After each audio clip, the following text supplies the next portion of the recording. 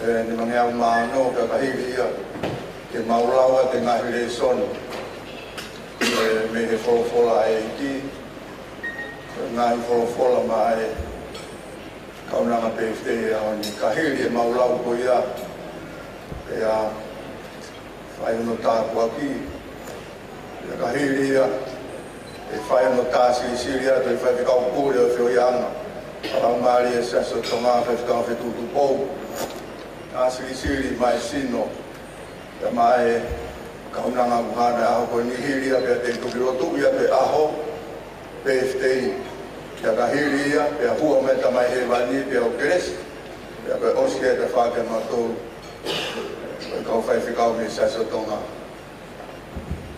ya he whia e tau kuka toki o luma ka ni mangea o maa no mi ta loroa please be all abstaining Ni mangiau maano mi taloloa te uhiwa whakamaro i he o whae aro o hoku aho e umaru pe au hao lima noa o no mi taloloa te uhiwa whakamaro e o whae aro o hoku aho e umaru pe au hao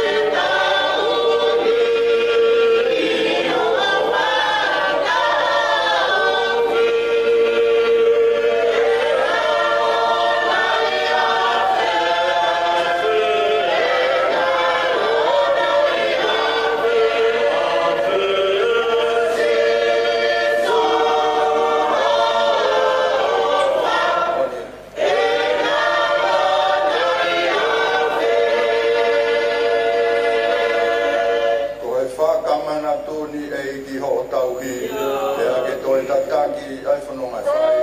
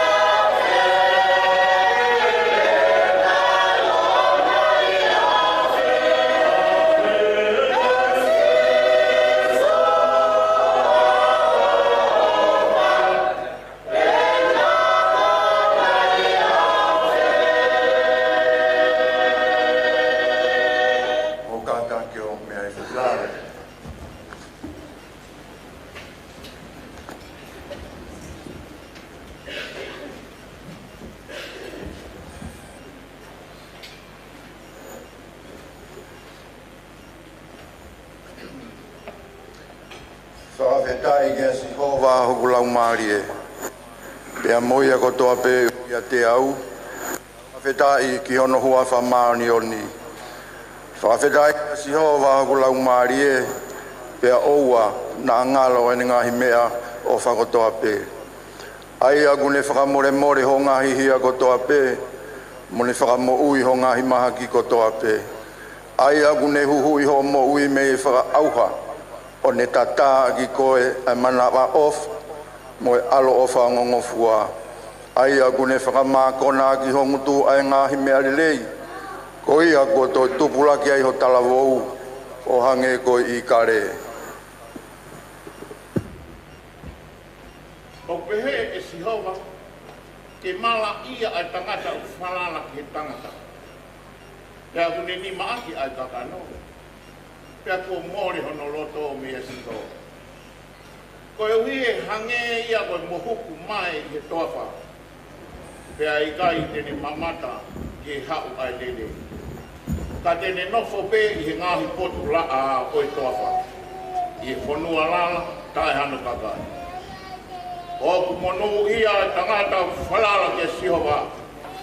Hono amanaki lelei anga asito. Koe ui e hange ia koe akau o tō he mei vai. O totoro atu hono ngahi a kāngi he vai tawhi. Pea e kai tene ilo ai pupuha. Ai mātā pe hono lau. Pea e kai vai I e whai tāpula a. Pea e kai whakamata hono fua. Te upe ko si hoa ko kuwhanga ia mo I kukolo ko otua te whalala kia te ia. Koe moni tene whamoi koe me here a kāna tau here pia me he maa ki whakaauha. Tene o whaki koe a ki whano furufuru pia te ke whalala ki hono lalo kapakau. Koe ne moni ko whakau mo paa ia. E kai te ke manawa he koe uhi koe mea whairifia I he pō. Pe koe uhi koe ngā hau kunātu I he aho. Pe koe uhi koe mahakilahi o ewe I he pōri. Pe koe uhi koe whakaauha o whakaosi I he wata. Ko hai o ku whaamau a te whine whainerei. E o ku mao o ngai I he ngahi makakoroa. O ku whalala whakamomo ni kia te ia. Ai loto hono unoho. Pea e kai au ngā kia te ia. Ha mea mat. E whakamalohi. E whairere ia kia te ia. Ka e kai a kohi. Aho kotoa te eo ene mui. O kure kumi e furufuru sipi. Koe loa kau. O ene ngau e pia fia aki. Hono ni maa. Ko whairerei he kau o te whine toko la. Ka aku pererei hake koe, ia teki nau tolu kotoa pe. Koe mea ka mata lerei, na koe wa inga, ai hoi fua.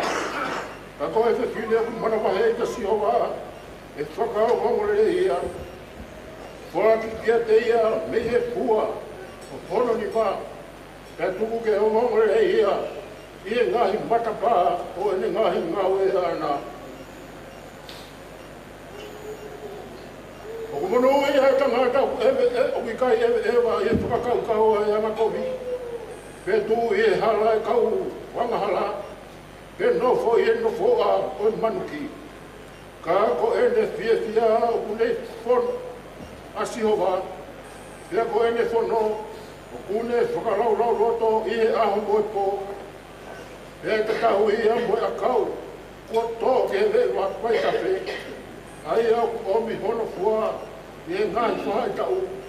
E ko hono lau foki e i kai mai. E koi a kotoa pehe o kune whai e monu ia ia.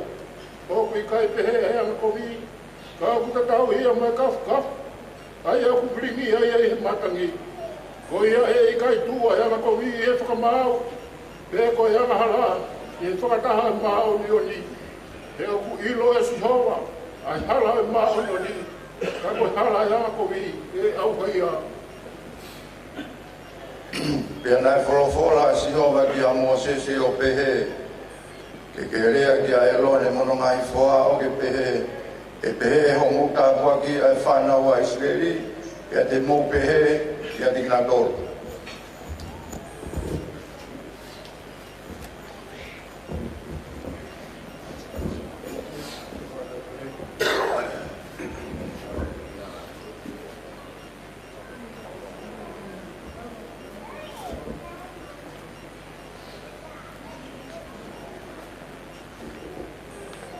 Ke tuku e Sihova, ke ulo no fofonga ki a te koe, ko ne halo ofa ki a te koe, ke hiki hake Sihova hano fofonga ki a te koe, o tu whimari e ki a te koe. Pea te nau tuku hoki ngoa ki he whanau a Esteri, pea te whakamonu ia a ki nau tō.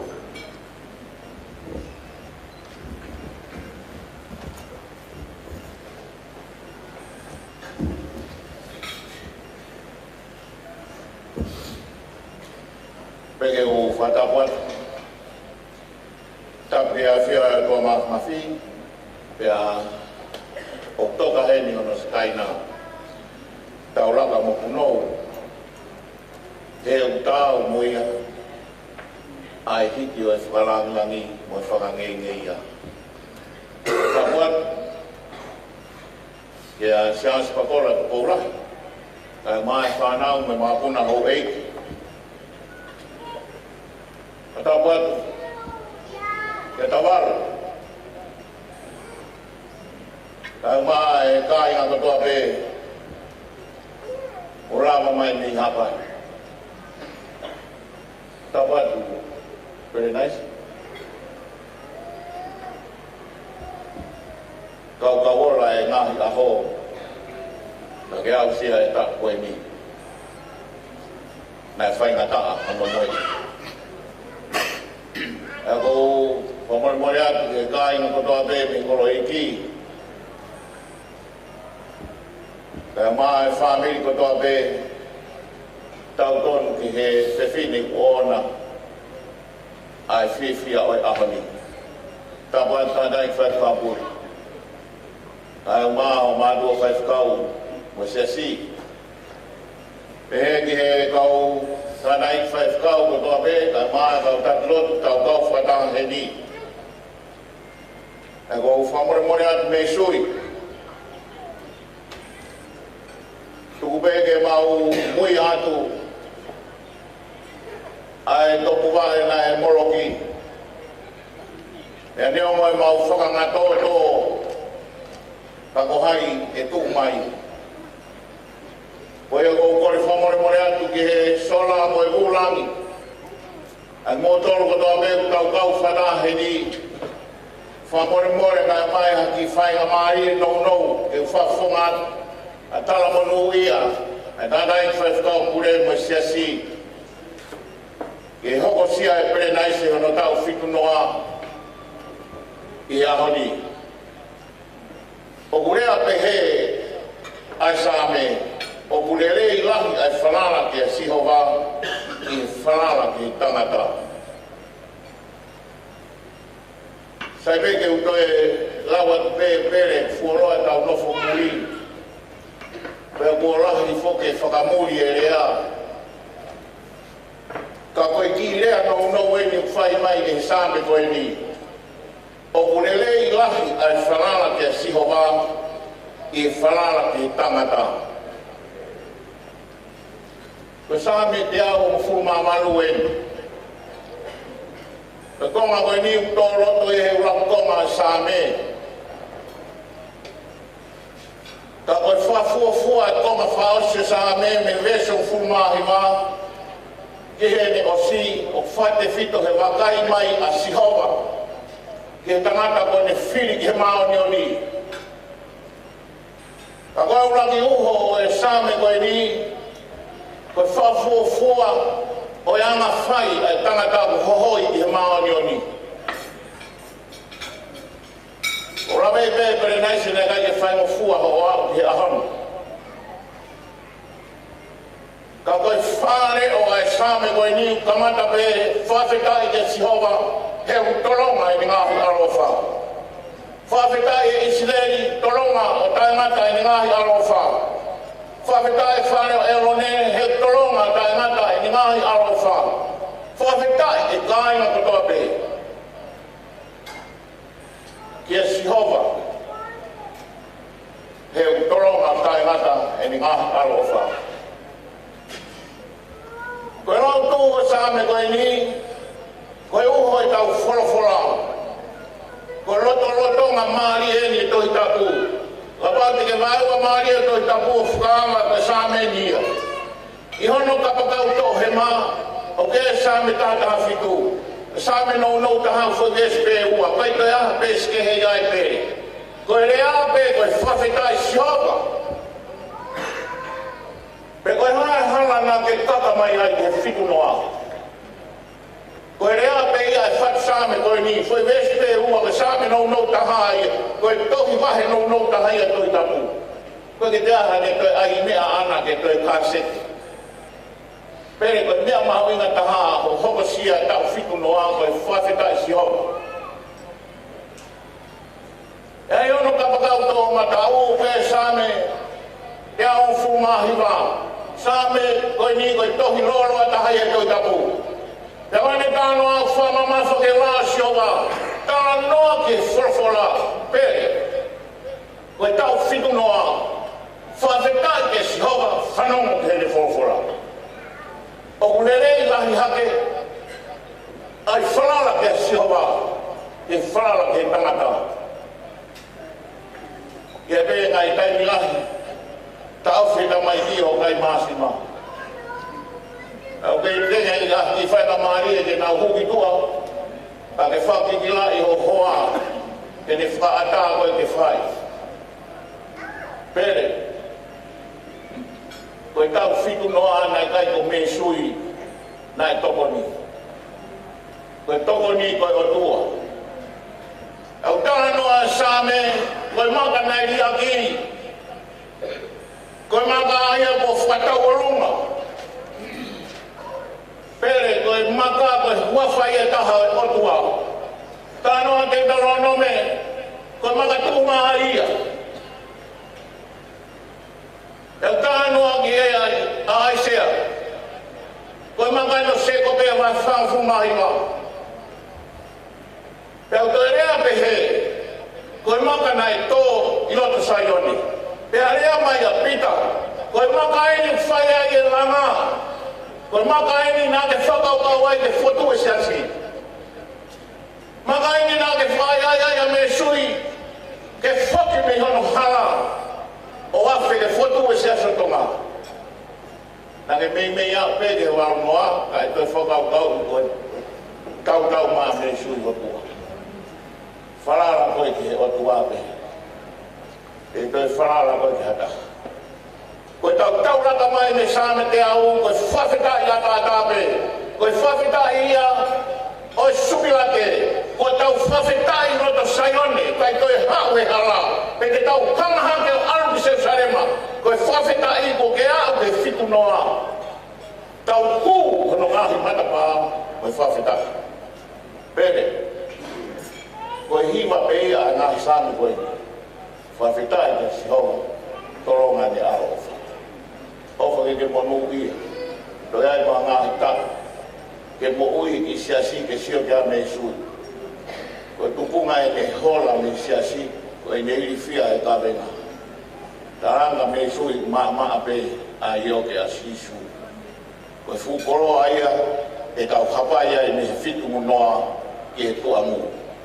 Koe whawheta i whrara ke siova e toronga ni ngā hingarofa. Koe whawheta mo ki koe whawheta mai a lau maare maare o. E mingi.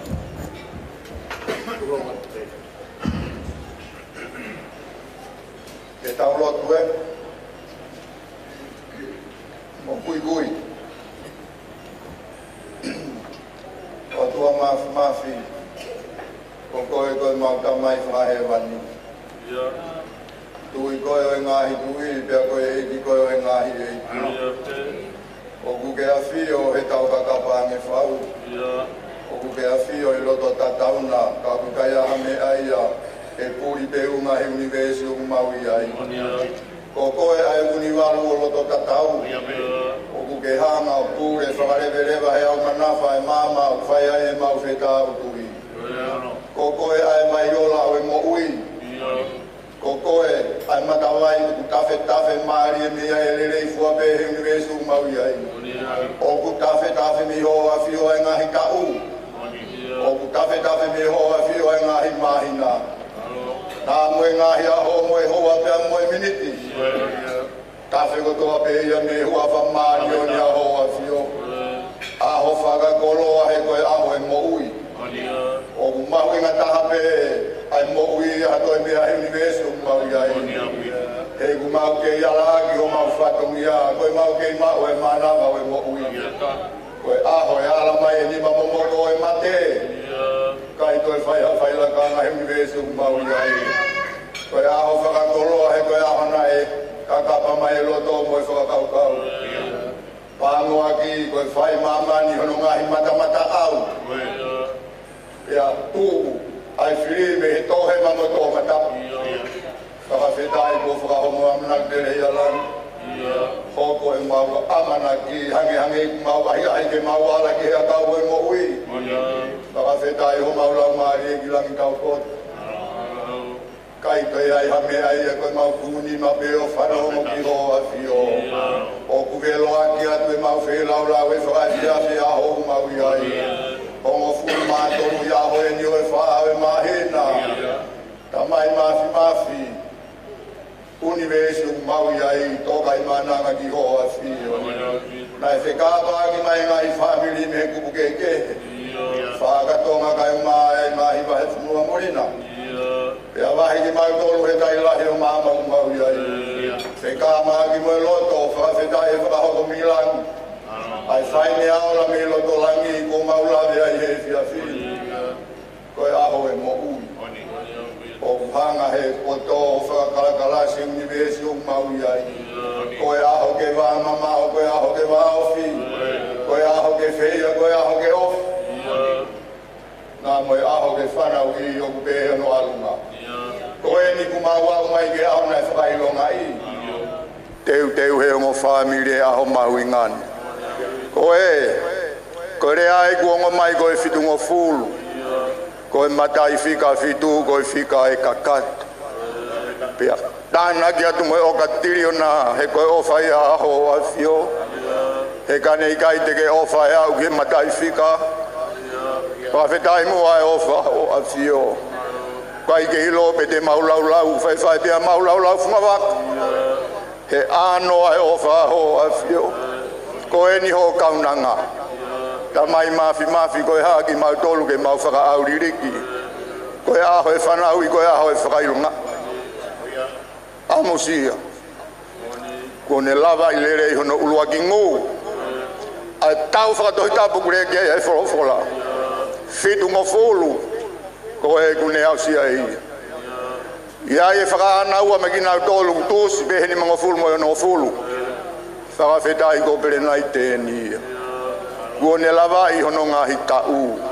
Kuone au sia hono ngahi mahina. Pea kune ngā sia ngai hoa pea moe miniti. E ta mai mafi o ku mau whakafoki atu e langi. Tau mai a kui ai hamea ia tangata he university o ku mau iai. Ko pere nai te ni tamai. Ko loto whare ni nai lalanga e sias o maguari fila. E tamai ko e ni ai kamata anga. O kuto e whakafoki atu pe e ki hoa whia. O kui kai ke mau o ka hawheitu ke mau o hiva e ngai hiva o mamani. Ka ku mua pe ki lotu ia ka pere naite. O hange ko e tūtala nai whai mei po ono. O tua pe motonga ko ia pe e tofia. Ka nofo o tua he family ko e family e tūloa. Pea ka mamao e o tua mea family sa whakapo. Ko e whekulu ngā ki te he mama ku mau iai. Whakawhetai e mau koloa. Ko e hae e fuke whakamalo ia. Ka kuwe loa ki atu e mau whei lau he whiawhini. Mau hu whanga atu peki mau tolu he tata. Aini nai toki osi ono whakamana tua. Hei kai whakangaloa me sui. Tā mai o e kieni nai lalanga i ki funga wakasimo vai. Kai whakangalo e fuae o e manawa. E ta mai mafi ko e mau kore pea mau tolu ai lerei whakaitaniti. Whakauha mai hanga hita. Whakauha mai hanga hi mahina. Whare ia pere naite. Amusi amu. Whai pape he ku maulongai ma. Amusi ai whanau kei mata ai whae. Amusi ai kei mou e whae o mata ai whanau. O ku siwa e tola e whiawhini. Ku o more tupuanga. Whawhetai ho maulang maari e ki lang taukota. Hei foi ka restai osta ho afi o whare si ono tumwa ki koe mau korepe. O hange ko he se kai ato e whakalahi mai hanga i taula. Koe hui pe koe whatongi a pia moe lakanga. Pea ku mau whakafoki atu ho kaunanga. Tōku atu pe ia ki he whinang. Tōkupu hei kai hasi kau kai ha. Tōku ki he tōkupu o ku malu. Malu i mai ho kaunanga me loto i tani. Koe ni o ku mau i he ni mo siasi pakola tu poula. Kai maa katoa ki kirikari. Mau i he ni mo e whaiwhekau pure o e whoianga kai umasi mātua whaiwhekau. O ku i he ni mo e ki māma. Kai whangaloa ki nau tolu e ngahi whatongia koe hae tangata ke whakalau te lau. Kōpuk whekau aki kotoa ai o ngo whamiri. Whakawhetai ku mau katoa. Ke mau hanga o maalari e aho mahu ingani. E tamai koe aha toe ngai aho ia mohono alunga. Hi wholau maari o whotu pe ang. Peka mau ka tutuku. Tutuku e mea ia ku tutuku e koe no whotu tuku. Ai o rā more kresi aho a whio. Koe lotu ia koe hu. Kalaisi koe alo ka koe ia mau whakamu.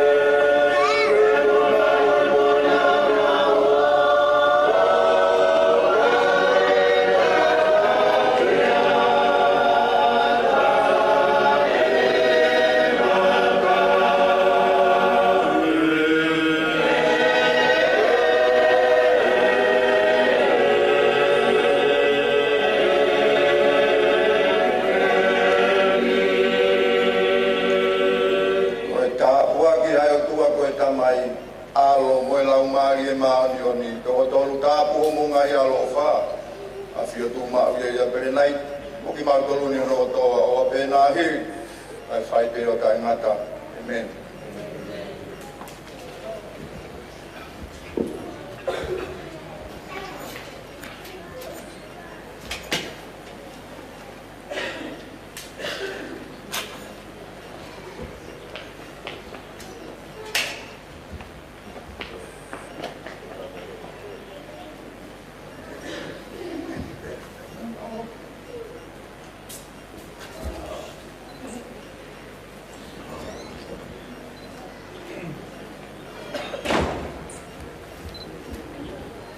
Ka malolo to honga ia moani kia te koe tana taiki whai whikau kule. Tauta kuila la volo. Ka mwesiaso tonga hou eki. E whakakakato e whatongia tuki mua e ahoni.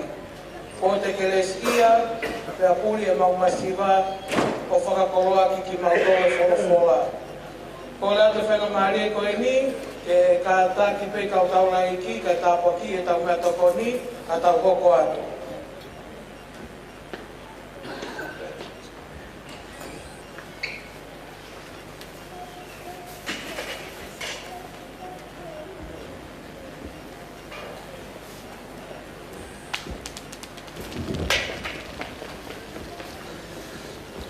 E tau lotu. E o tua mawhawhi. Ko koe ko mautamai whahe wani e awhio. Koe o tua lahi a ho awhio. Pa moani e wholofola pe hui o pehewe au whiwhe ai o tua. Pina e tari mai o kukei e kōtu katoa pe. Ka wāteke hae re haku ki he langi o kei mau pe ai awhiona. Peka mau ka kumi i lalo whanua o ki ai aho a. Tala mai ka mau ka tui ai ka pakau e pongi pia mau punatu e ngā inga tangata anga e langi o ki ai aho a whio. Ka mau tamai e langi whai ho mau whakoroa tala mai ko nima tō matau pene tatake ai e matau. Koe koloa ia ku mau mātahe aho koe ni o tua. Ko ngā tala noa kei ai wholofola, tala mai ka mau iga mau pē, pongi ko hake e whiawhi tūs pia mai. Ko mau awe uhange koe tawhi ai wai tawhi, ka koe aho ni ko hono tala au kehi. Tahine ko pere nai se. Ko lea ia nai whai aho koe ni, whawhetai si hoa aho o wha. Whawhetai. Ho fai fa ho. E do a ma fa tai ke a fiona ko ikuna. Tang tai fa ka pure ka ma ka fa ka. A fa koloa a ho ko ni ya mo hono nga wa. Ma tu yo tu a ko ni ikuna ko ma lo fa to ni be ya a fiona. Ka mo hanga do tu a e ho ko ni. Pa ma lo ku la ma le pe a sa spakola. Ka ma a tau whanua. Wa koloa u whai pene mai tahine birthday, ka ma e pahu e akoi. Me sui ka ma e whamiri. Ko ma kolo kotoa pe ku ma uroa nuku e malu e whane koe. E tua koe tala e ko whahoku mai. Ku ma ulau atu. Ko ngā koe teu. Ku whai e whanau. Ma tu unga pe. I uhinga pe taha e o tua. E whakalangi i pe ai aho e nau whae i he ofa ai o tua. Pe koe iau mau hanga tua he mō meni tua ni o tua e whamore more ai a whion. Ma whao mai mua ho tō kupu ala mai te. Ai tō kupu whai me alao ai a whion. Pa ke tāpua ki e nau ko whani. Ngui a kotoa weha nau whatongia o e aho koe ni. O whakakoroa pia me a whiona. Asi o nau whatongia. Hei ki mauloa ke a whion. Ko ia ka mai le yo tua ka ia sia he maulo tuni. Ta po ko doa ma do be me ho afio. E do ma no fa ko fa na e ka ispe ko alo. Ka ko mau fa mo. Amen. Malo pito fai fekau. Para tle me fena mari ko ni ka ke tau to taimi.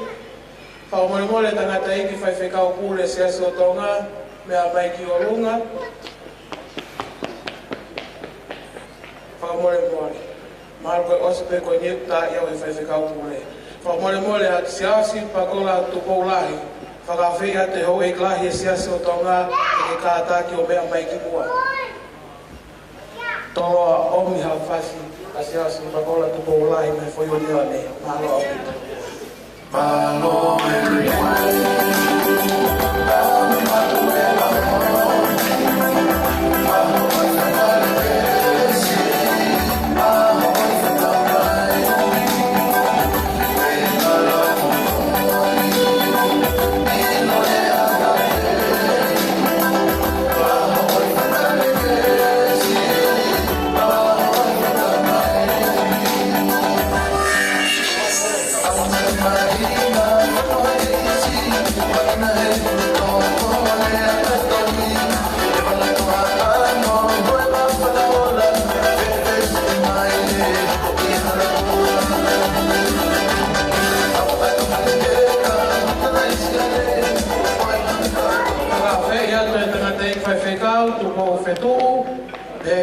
fai whekau e a pasi te nomu e mo te kātaki o mea mai ki muani. Malo au pita.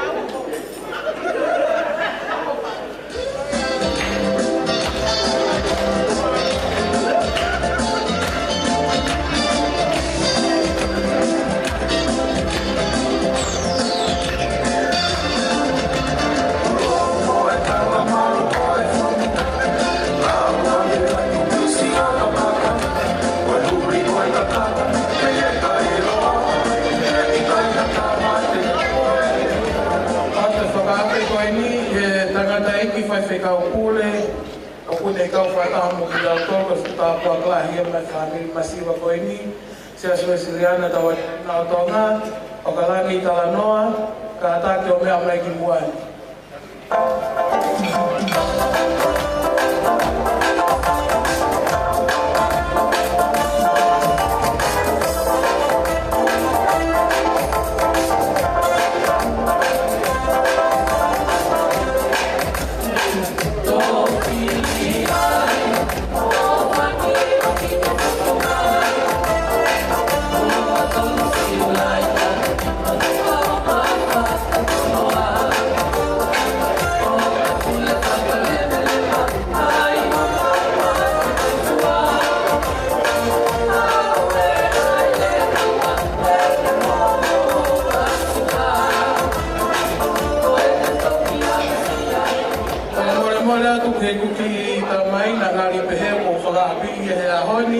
Fai whekau na whetalai tonga, mea mai ki muani. Wako atu me whakawheheni ki he fai whekau e tahau ne kau mo ki mau tolu he a koe ni ko whakolo alahi. Me he siasi moi fo ou, so eri ke tū, whakamore more, mea mai ki muani. Malo au pito.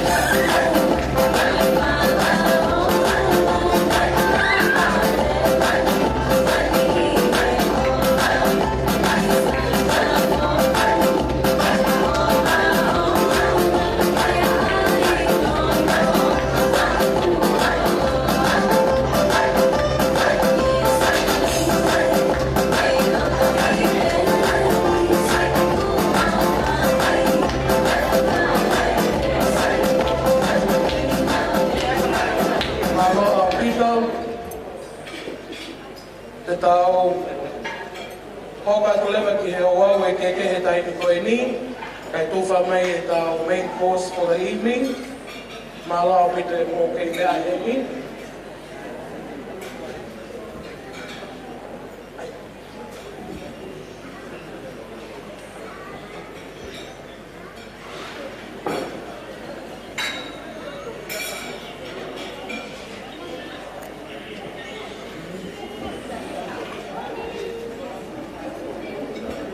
Ma'am, o kita mapeni na ke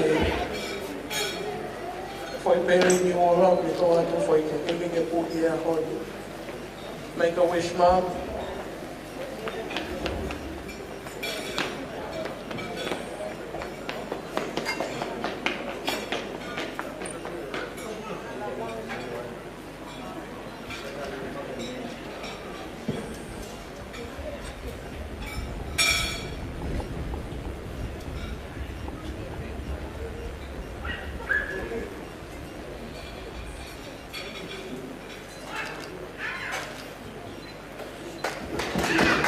Happy birthday. Happy birthday to you. Happy birthday to you. Happy birthday, dear. Happy birthday to you. Happy long life to you. Happy long life to you. Happy long life, dear. Happy long life to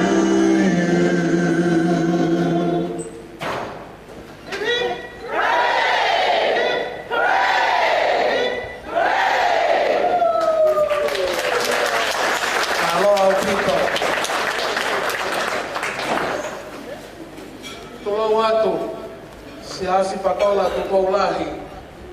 Holo pe homo mea, holo mataga. Pakole ke hufa ngatu hinga hikala whakatapu, uoso noa whaki. Ka omi mua haku mofua, kokole atu. Tuku mua ke hatai pangai koe ni. Ke whakakakato atua e whatonia e whanau masiwa pere nai se. Whawhetai ki o tua, koe uhi koe mea ofa e aho tau iai. O whalahi ko ke monu iai mam, o ke au sia hofuto ngofuru tau koe mau inasi. Ka noloto koe wheo whaaki, ke lesi o i mate aki, kai whonu e tāpu aki. Si ek whae, ko si e mau me tai koloa. O ku si ho mau iwi, ke mau whakatataua, ke mau ina e mau whae, ke te mau toru. Ka hei kai te uwhenga ki he mahina, mo whetu he koe masiwa ki mau toru. O mau whawhetai mo e sa me te am tahawaru, koe aho e ni ko ngauhi e sihova, te tau fie fia, ka neke ne kai. Koe aho e honga ia, mo aho e whakamonuho mau koroa. I e mau kei mātā e whawhonga e mau whae, o kei rongona hono leo. Koe whatongia ki he hoa ni, koe ki fōi papanaki ki e mau whae e masiwa. Koe ahoni, mam, te mau whai whatongia ki he lelei tahau, ku whakamofua e si hova, he koho mana wau me whatua e ki mau toru. Hei kai te mau tōku mā, he koho mafu ne whai whatongia pe ma ki mau toru. Pā o kupau pe ke mau mee, he nā ke tū hengeki mo mohe tuai hono tauhi ki mau toru. Pā o kumooni lau e wholofola, o kuke mahulu hake i he maka koloa, o koe si e mau whae, o mau ina taha pe. O kutoa ke keke, o kutoa ke tumuaki, ai keke aho e mau whae, ai whihu whatwha.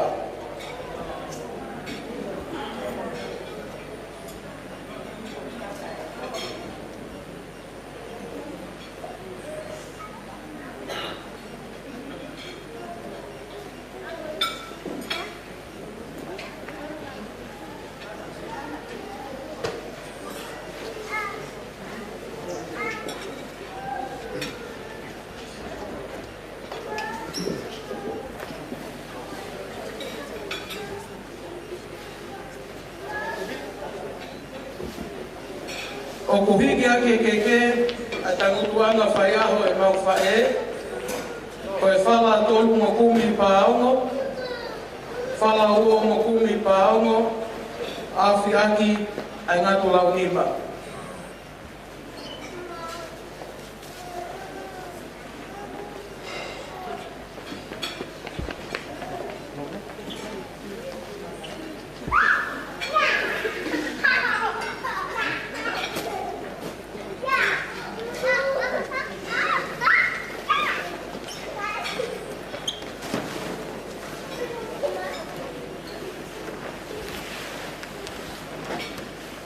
o kuiai mo ki pala fai aho masiva e mau fai ko e whihi whatwha whakamolu aki ai ngātu lau ni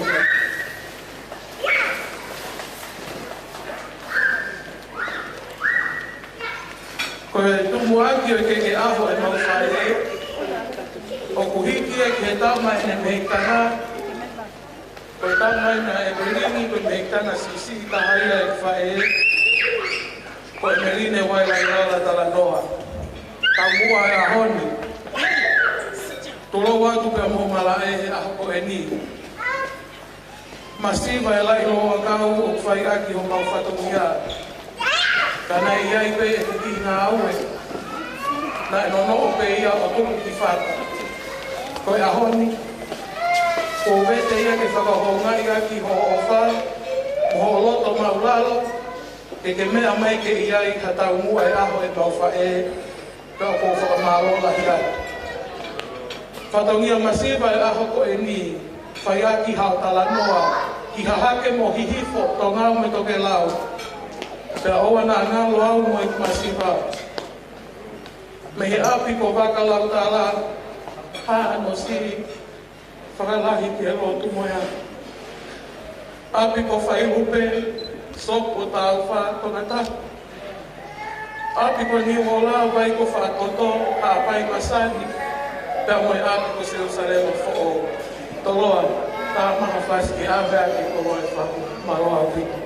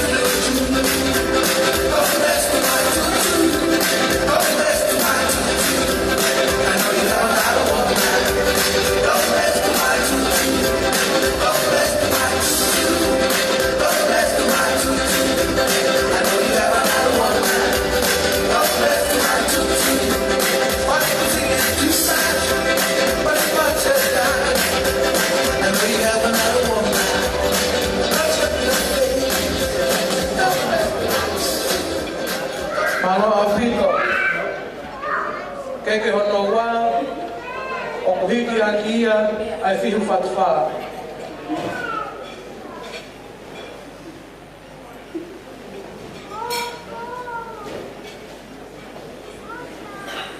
Ka taki o to'o ake whui keke, ai whihu whatwha.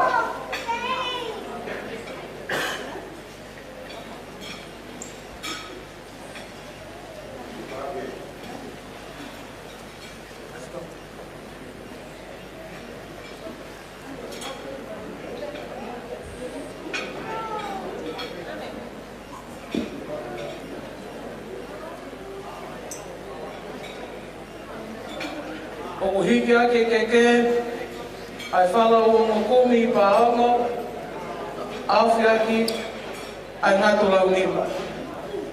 O kui ai, o ono ki isila, koe ki pāanga pētaha. Koe keke hono wā, o kuhiki a mai whaiwhi kau kule, se aso tonga, tata akuila lavulo. Whakamālolo to honga ia mohoni kia te koe tangata eiki i he ofa mo e lotu kotoa pē o lawe noa i e whae masiva. Koe langi maarie ai aho ko e ni na ake o kosia hono hui whekina wha o maukau kotoa i e whamiri whakapērea e momo ia ko ia. Ke whakakakato mai e sihova ho mauta e kakato mo ne loma tolu mai e ni ngahi aro ofa maau o loto whare mau pē. Toroa, whao mole mole o hana whasi.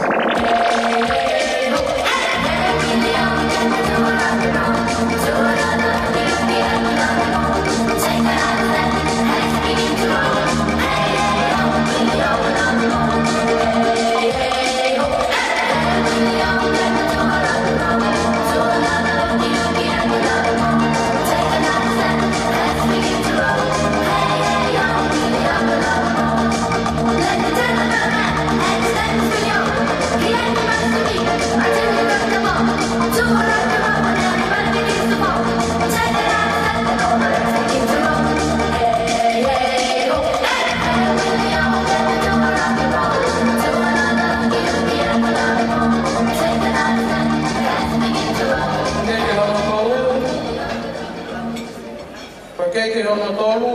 o kuhiki akia ai fatua malele o kutoa ke keke whakamole ai fatua malele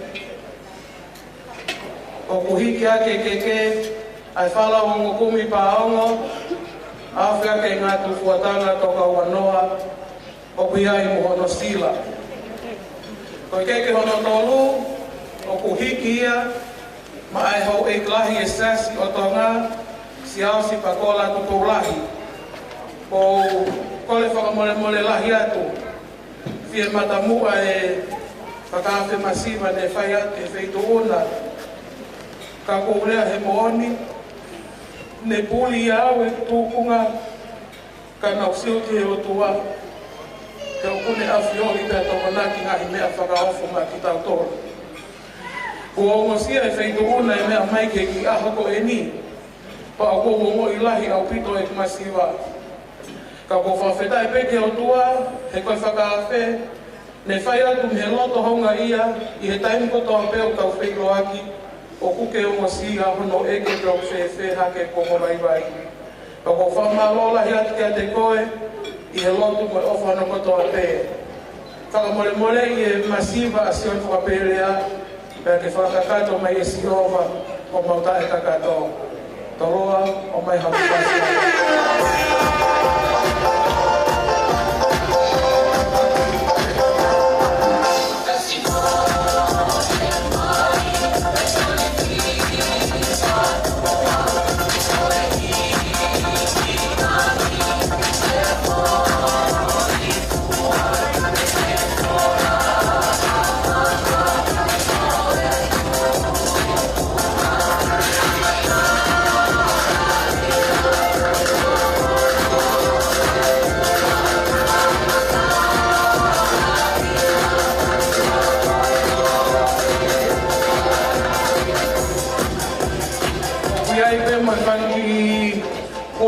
Masiva ko tokonake sihoma ke maufuaki he aho ko ni ke whakakata ko maufatongia.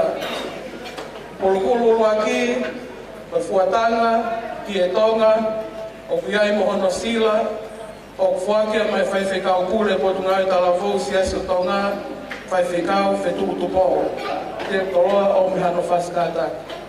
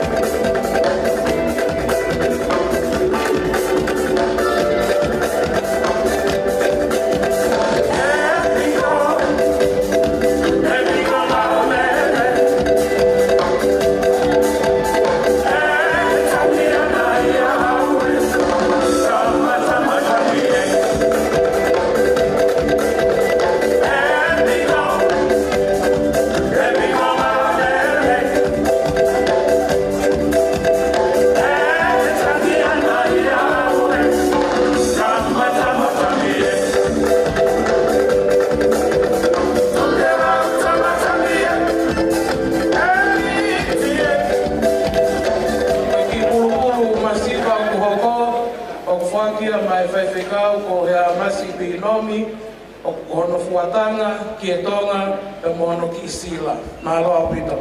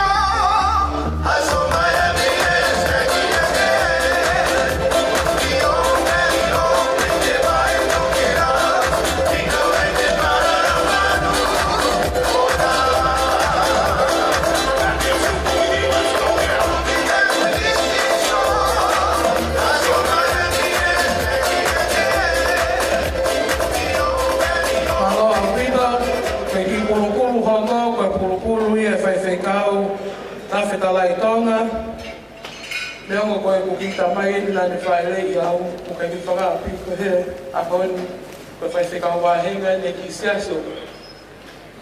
Oku kau kata make kau nalua ko ana ahon naftalai. Tok abeta tok wahe anai. Mawa au pito.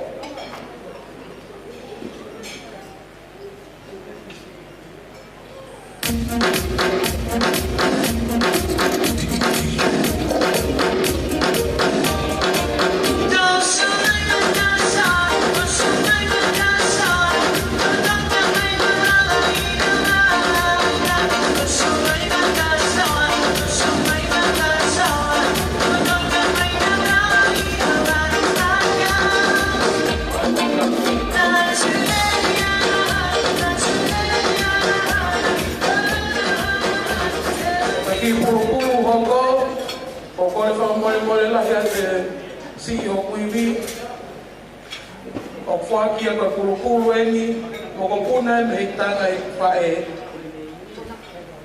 o kune lava mai a honi neu o e pole anatula ka fa malo la ya tuki o mata o fa mama o me mai mo family ke a ko ini ki pulu ko ini faki atu ko holo anga ka ke fa mole ke masiva paula ke fu ko fae o fala ya o kata o hana fas e busi da kare kai yang ai ru pa ni yang mani ba anau bersi anato ti waina ni dai tana dai re isa ko ba ni awe men nasi ka ko re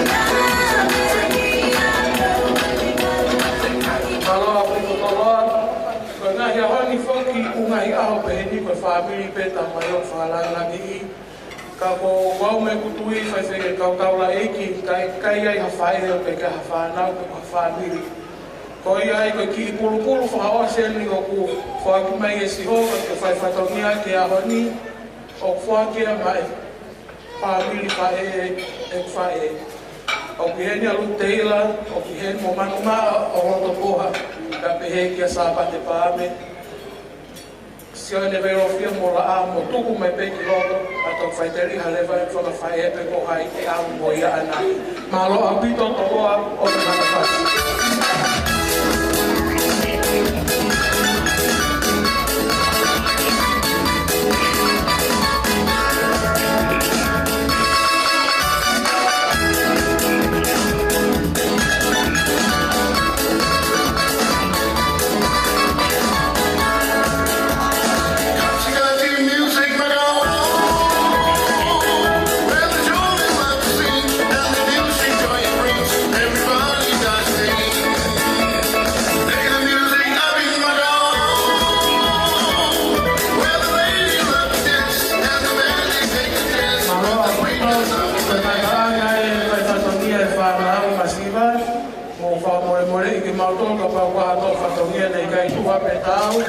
mam o fala hea te koe ke maurava mautolo fuaki ha mea whiunga ma au na ke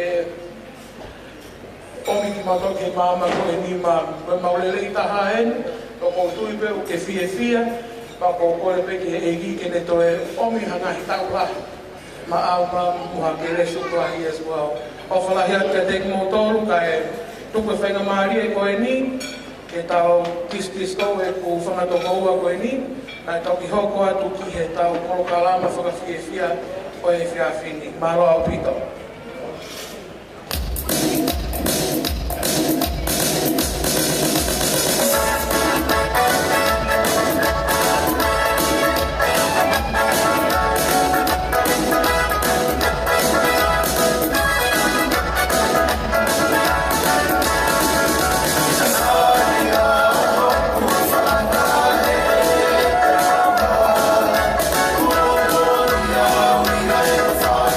Yeah.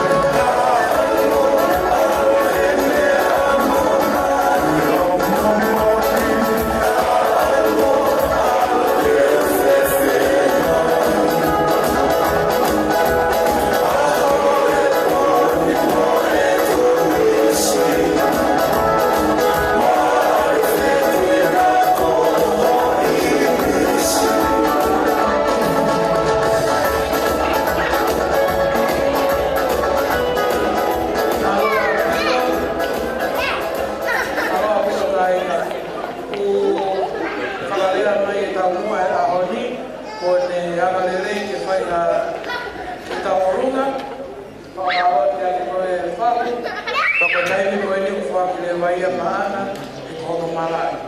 Ifa kiri hai. Alo abuka.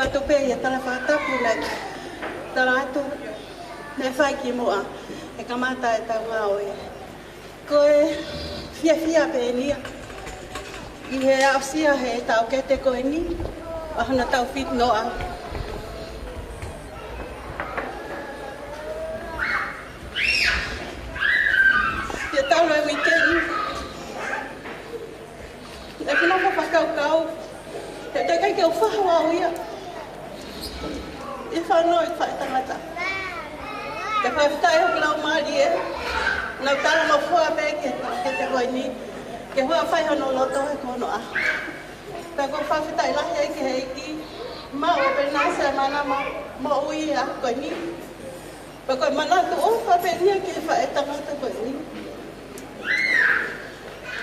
Mole atu Hawaii. Ko fa etangata o pa mo ni. Dili ko mafaya sa manto. Nangali. Talaga ko. Ko fa etangata ko ni nagkikilala ako tawna. Tala ko maghene mo to fefine mo ako. Kung na ako tahayo fuwa o pero mga tolo ingele ya. Pagkabigyan ako iya tiyaw ay ofa mo niya fa itang ko di. Iya man tolo mo no mo fafine. Ko mawoki ko lo o puta fu ay ba ike mafana ni man ko. Dia fa ngata niya mo kakin. Ko fa amo be na iran kesio. Mau beli tahu fit mo fulu. Bagoya te fasi si eni. Penai se ko ke hame ayai. Mau ke fa fia ya ko ako. Ko masih bata habe ki mawa. Bawa mafang ki mau pula. Ko ya habe me ni nesi. Mo Alex. Ke fa fia ko hina ni holo. Ko ki skala lalu ako Ko ki fa aku ya. Tadi mah, maaf ya, atau kawan lo, atau siapa itu kita tahu tu bapa mampu bawa, dia mau aku masih mau kau betul. Tapi kalau itu kapal tiga fial kita, mampu hekap mau berlubio, ofalah hekap falah ke elai. Mo kita hitapu iti kata buan mai ki foi lolo mo ki ke kita pili ne mai ko masiva ka ko lo to ka ai tahi ko mai se pero mai se mo kai mo ki na kui ko fae mo fae ko sa pero na ki pate ha ta ki ko ya ko pala ya ka ko pe nai se mo le nang bahato no me dia mo ki family ko ofala ya kata ya ki fasi emeline kata ki ha mai hata teki ka ki to la be ni ma ha ave ka anti ka crema ne talo ha o fe ngai ko fe crema pele pasan ko ko ave ala yo mana ene mo ina ke ta ile mo ya ma ka ta ku kalau opa kemudian kemarin sama ulama mai kata ayam di fase ni fato itu nak apa sama loto kiwa itu fato malu opa Thank you.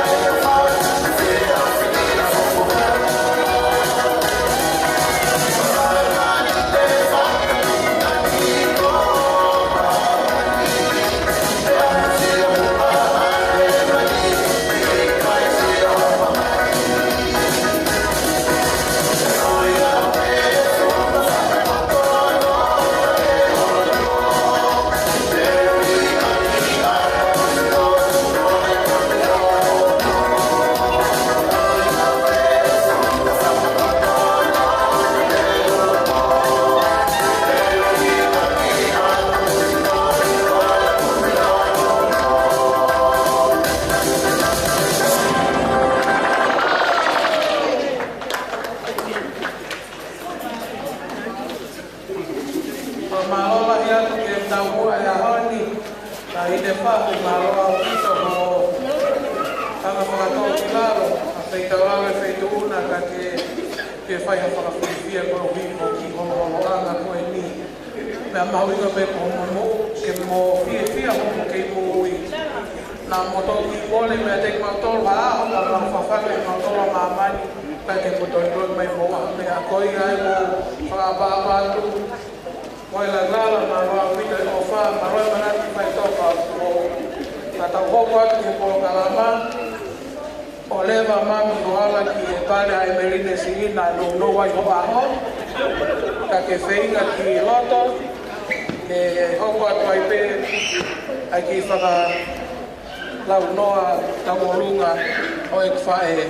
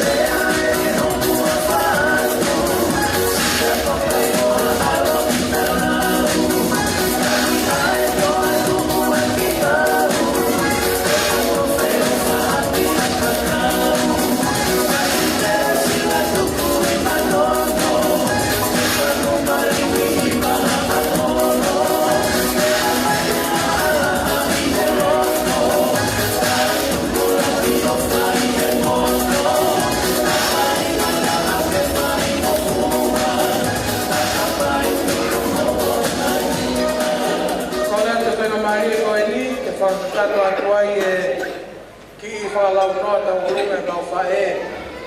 Tau mua e a honi. O kuiei ki whakananivi. He nai tatao pe I api ai ki te unga tau urunga pere naise me hene ongo whae. O kuloto pe e whae ki lai loa kau matai lalanga whakahipe hipa ne ongo whae. Te whaki atu whakalangangia ki koe. Koe ki kato te u, koe lolo mili, koe ki ai kona ia o whaia pere nei se neo kona mamaha. Se mispalu whakula, pia mosi o eli lulu whakula. Me api ko waka lau tala, me maka ko where unga. Me api ko whai upe, e sopo tau wha. Whakaamu pia man ke o atu pe mua na awe ne ki lolo mili, koe ki fo I pako mi ha pai masani. Ke tākai aki hoto kupu. Koe tuanga tau olunga e mau whae, koe mea pe mo kou mahu, me leitaha pe tau. Koe whalau I o kumi paongo, awhia ke fuatanga toka wanoa. Whakatauange mo o tua o I whiunga, tahi ne whahu. Ke ne loma tolu mai e ni ngahi aloha wha ki a te koe. O wat whakataha ia mo e same manako e whae, same fitutaha ves uruaki ke nima. Same fitutaha ves nima. Pea kokoe, ato nai si hopa tu wai e kwa manaki. Ko hoku whalalaanga talo e pukeisi. Whakamoe mole atu e beline wai langala mea mai. Hui atu e teki o mam, ki panga peta, pangaka whaiteri. Pea ka pao o te whiunga, koe whanau weni e whakawhaeta ngā tau nau hangeha. One. Whaiteri hai, mea mai, mālo. Koe tau holunga a mam, whakamole mole atu hen, o kui heni e me hekitanga se rubai a le polo, tapa. Whakamole whakatape ke whai e lupe tau holunga a mam he ako e mi anti, hau kai ke toi si lava mamo tuo whai e whakatau pasi. Ko I hai, ho I e meline wailanga.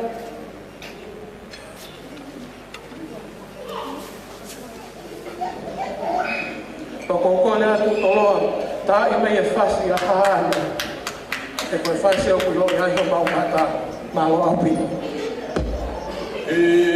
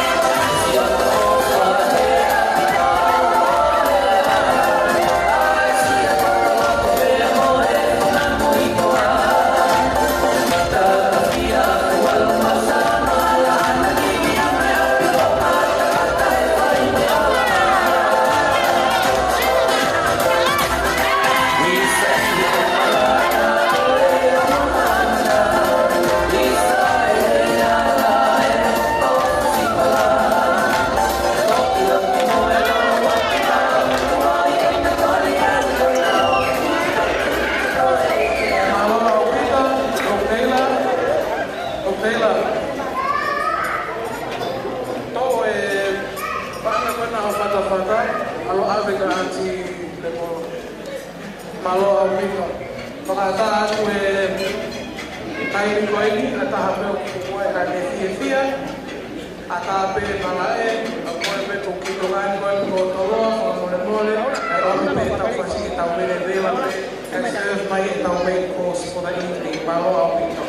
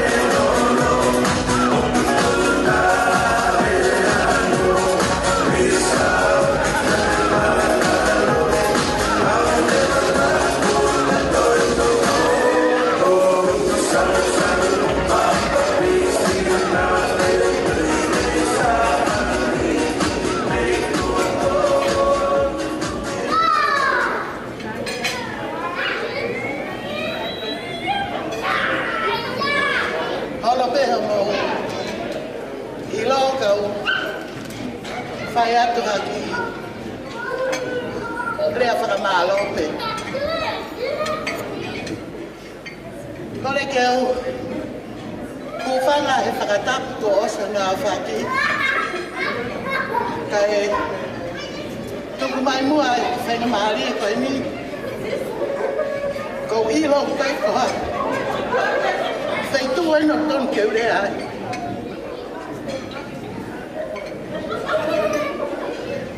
Ko ki ngoa ko luk te ila whaupula hapi.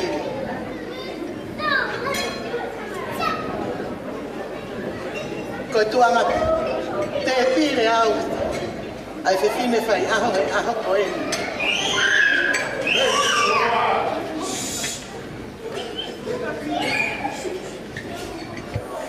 Matupu hake mo pere na hise i ki whamiri toko si. Kok me hik tangana i toko ua pe whaea pere na hise. Pea mo lupi whahingoa ki ai au, ta tau pe mo lupi a pere. Nai mate a lupi uka ki hane maripu hane whanau. Nai toko taha pe me hik tanga sa lote. Fui kawa moa whaupula huke huke.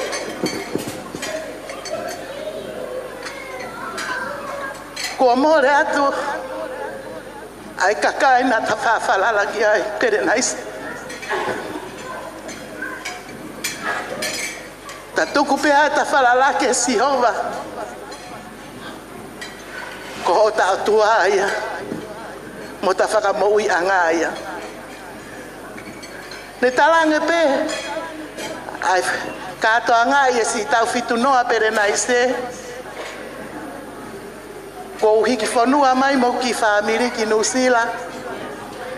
Ko ai ke unga aue. Ko si mea kwhai ko whakamaketi pe. Whainga e ki i whea he whakamaketi.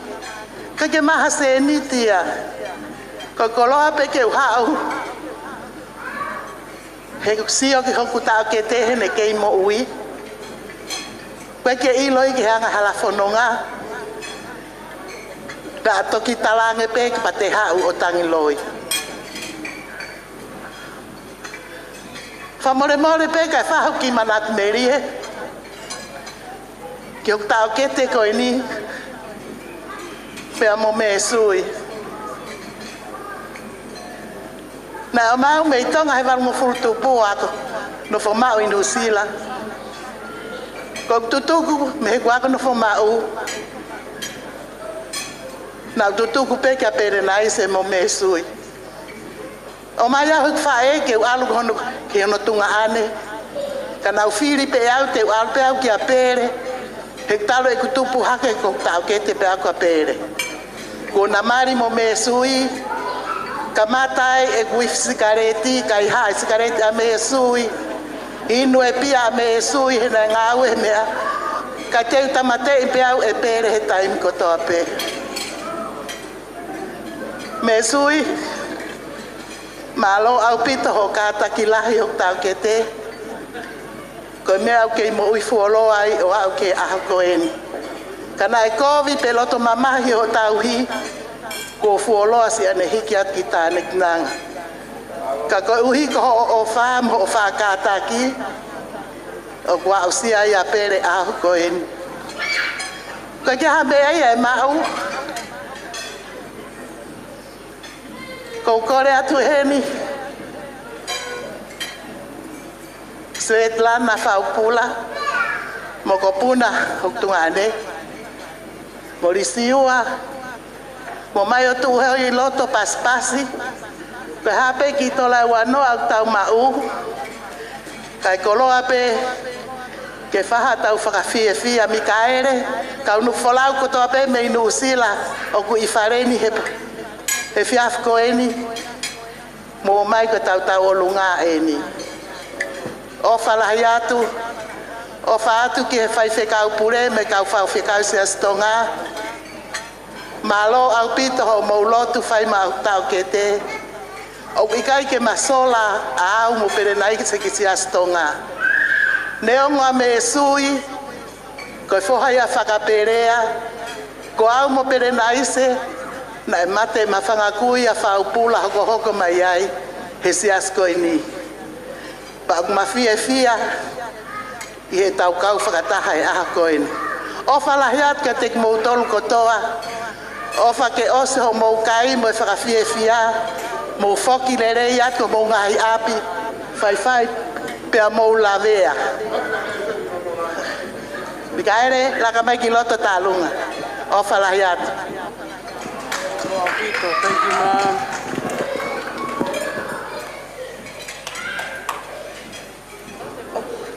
O koe.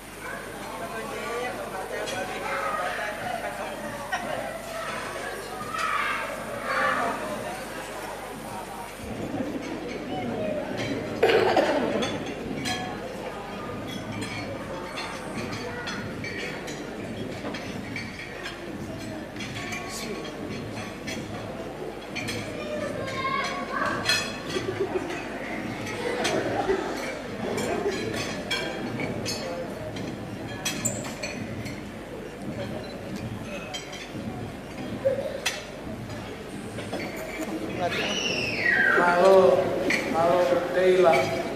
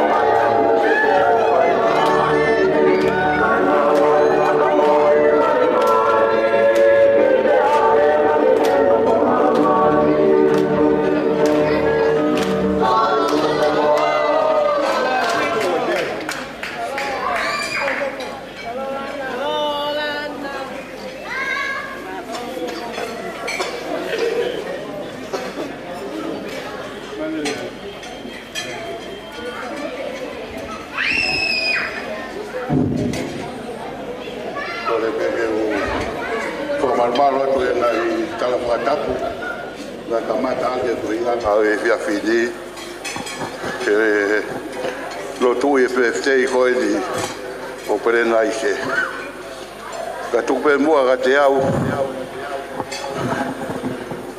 a ki whainga maari e ko e ni ki mawhaka kato haki ta alunga he aho ko e ni pere na i se te whakahoko atu pe au ai uhinga o koutu atu ai hedi ko au ko pu au pa mo wifanga tu whaafine i e whewhine lahi taha e whanau kone tu wapere nai se ko sentarela pehange pe ai pere na kei mou i e whae e koe ke lere mai ki whano whatongi anga koe ka wenge tau pure he ku pure e pea sihova he ko ia pena ne whaki ka ko ia pea ni toi toko koe taine pe nai se pe taine whahu he aha koe ni ka hiri peni koe he tisei ke tae mai mau ki whasi ai whangamo o puna o setalela ka pe foki e kau pe mo rupi ke tarunga ko i ni un fan malo thank you Mika.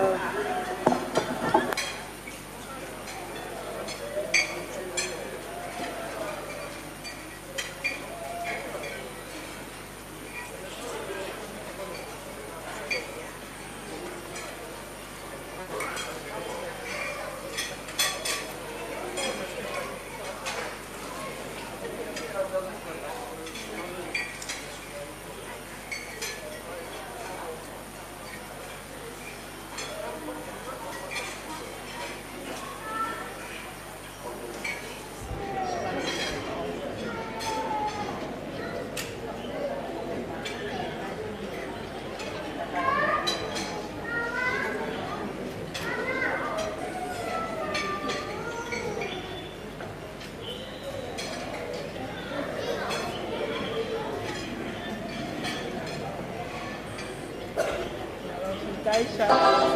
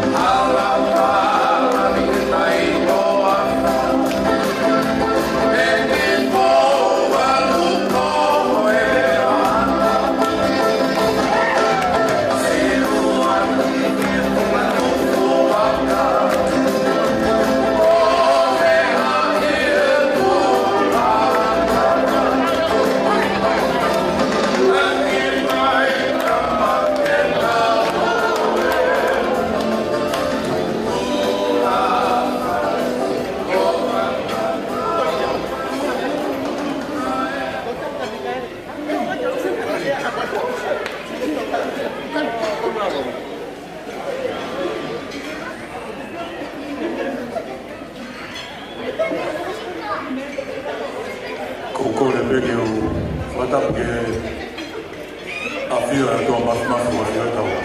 Loto tau. E whatap atu ke Sosaya Pakola moho waik. Whatap ke atapa Muhammad Apule. Whatap atu ke whaiwhikau takata kuila. Whaiwhikau pule a se stonga awik. Tapatu ke whahu. Pewa tapatu ke taine pefte a koini. Pernai se whaperea. Ka ata motuan ke whaiat peha ki maa whana. Kau whahau ka atua ku inga mok whaunga. Naya e while eiki. Ko mere fofotap mai ha ana o gai ne o fine matua to ko ko inisi hangana ta mota paita siu ki holeva ko ta paita siu ki holeva o gai apele nice ko pele nice o gai asamiu Samio kana e fine peftei a koin. O ini sangana o hana o hiu ala to ki hanga hangan ai o gilo ko sene mano pangai tali. O gai tangata ke moto ko ni esteli tava me moana. Ko anga ia tu fegawa ki mo fe fine peftei a koin. Pea kona hoa a whapelea me sui. O kulahi e kui konia me sui.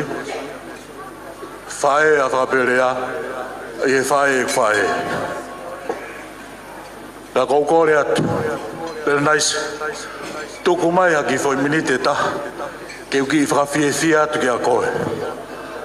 Ka kia hamea ma ko ki koini pe taha. Kore atu kong tu whiwhine hena ke he hau o awe pale kia pere nice. Toloa, ta i mai peko ha whas. Mei ha ano pe peko e maka ko paurine. Malo. Malo, pinao.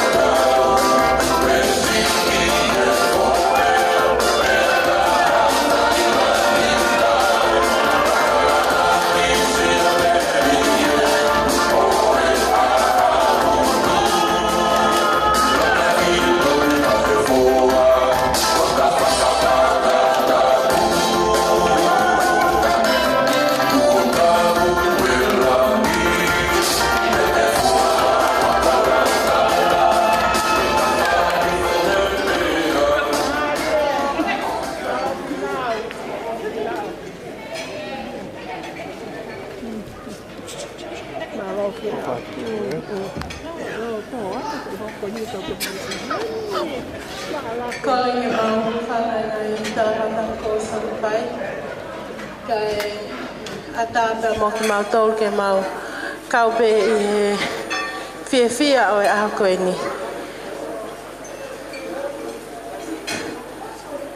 pena ese ke puli ka ko ki mau tol mo mau tuanga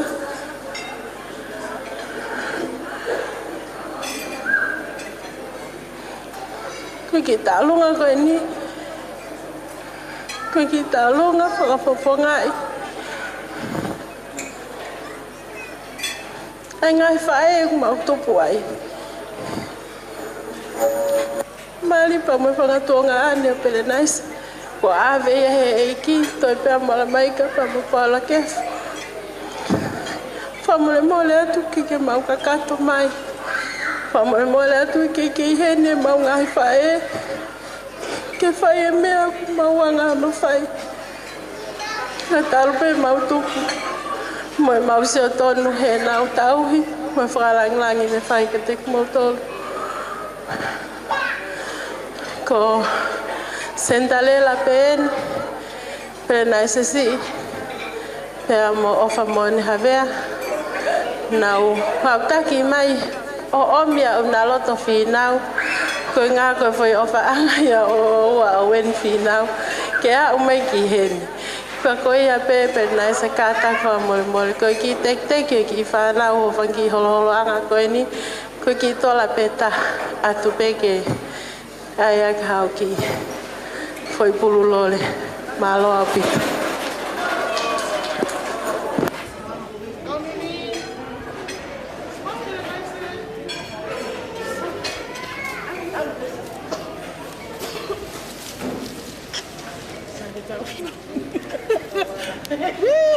I'm rich.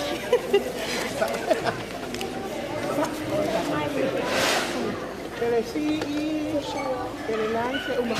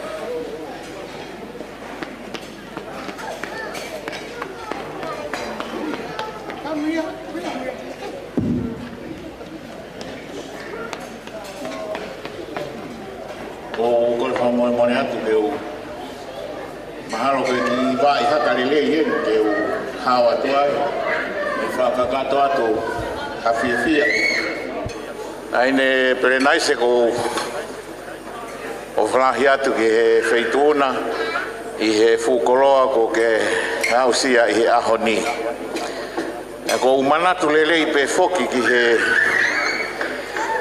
ulaki prenai se ko e ulaki prenai se foki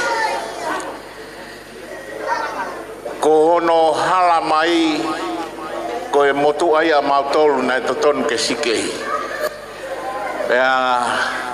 neongo koe ne whakatau hala mai mei kauwai e negai amana ke hataha ea umai ki he kāinga koe ni o tapa o whaite ai o peheni e hao whataane ta koe e hao whaite kou whamore atu e ku tamurea ka kou rere mai ke u talangofua ka tupou na u whakautua pehe ke whae whatongia tantai whae whakau pure ana e talamai tupou ke u hao o whae atu e whatongia e ta o kutoe maolunga ngei he tūtūne asiasi e koia pere ko saalote ko o fefine o Saspakola tu poulahi fia pe naua mo ka fefine ko eni blava mai mo Pauline ke fai pe mua ha fia ko ia ha se ni tia pere o tia he kavenga sia ane nai ko me ai ang he tata ik fai ka pure e ne hanga teke mau tolu ke ri mau se ni tia ka mau mai hala ata ke o pefte oia ko kore whamore atu mau hufanga atu he tataiki kai uma Saspakola ya moe o fefine koe ni ko lava mai ke whai atu peha fia pere ka pau he kai ke iaha tōria he ki whame ite whai atu e he kau fefineni whamore pe he koe kau mea pe mei hapai tu ke he pe fefine te unga uri koe nai hau koe ni koe whini motu aia te vita mea me hifo na wanga hifo pe na autore koe a kou kore whamore atu TJ ko te alo tala e whasi ko os mahina pe tau whasi no ai a koe he nā tau wako tau o lunga koe a kou kore whamore atu pere ka maa family me sui kai ga hamea o wharerei a Saspakola ki he birthday o whanga he ahon. Whatau anga pe ke tokoni i tau tō la maari maano ni. Malo opitu.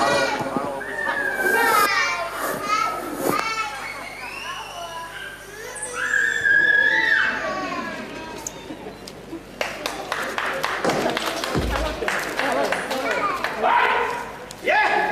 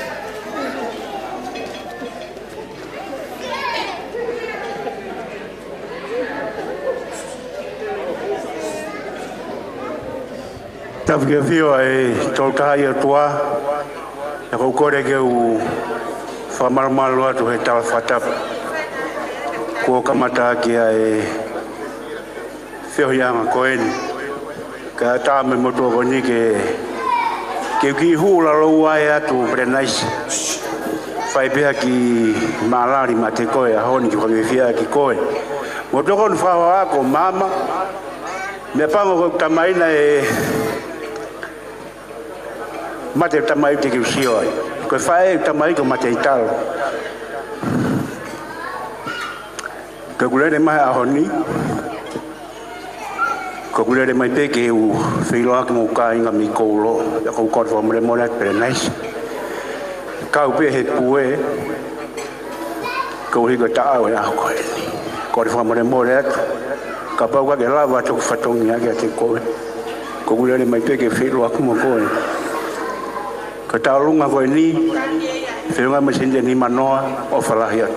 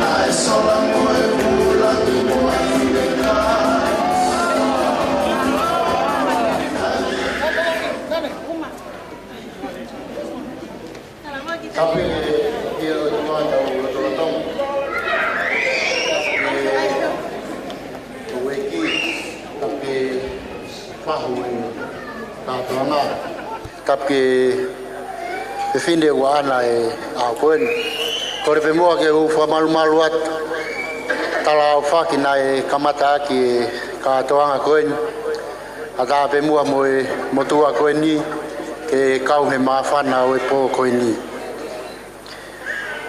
pero nai se fa mo re at tu i pe u la ve pe fe tu na tu a pito mo tu a koen ka ma tu boanga mo tu a koen ni hoko loto fare ne fa lang langi e ngahi me fa family Neongo ko mama o atu e mātua pe mona o whangatua whaafine. Kai ke tonu mia ai mataha whanga o tū lautala. Uma aha lau one nai whamoni ai ai lotu whakaristiane. Hange pe ko ia koe apina e mea aki he MC ai aho koen a mou api tupua. Feitu ia whai ai ai pore. Mlere mai pe ke kau pe maa whanau e po koen. Whanau ka e maa e wha mo puna tō mu. E maa whanau po e pou pa mo e tala monu atu. Pa mo e mau fia ko ui ko au si au tau fitu ngofuru. Kore pe ke DJ e tai mai pe whasilahi. Ha ano si I whalahi ke he lotu. Wha kato aki e ki tau lunga kone.